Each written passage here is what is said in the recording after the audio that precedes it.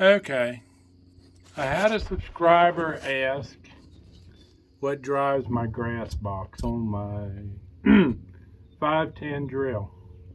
So I'm trying to get a little video here. If you can see back in there. Sitting here in the shed, it's hard to see. That shaft comes up to this sprocket, and that sprocket goes back to the back to drive the grass seed attachment.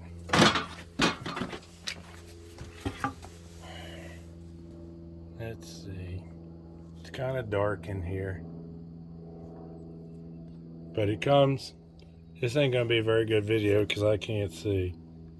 But it comes back underneath the grass seed attachment.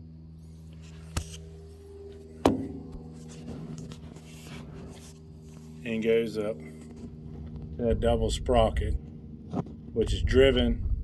The other sprocket's driven by the drive shaft that drives the seed box.